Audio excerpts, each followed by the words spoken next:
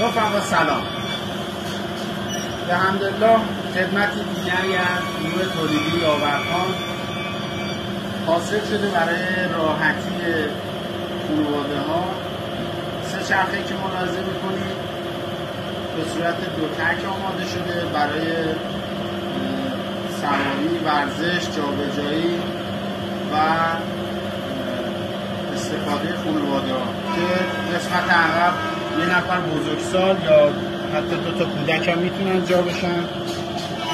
جلو حالا هم خانوما هم آقایون میتونن استفاده کنن. تو قسمت عقبش سبد جادار برای حمل بارای روزمره، خریدای روزمره آماده شده.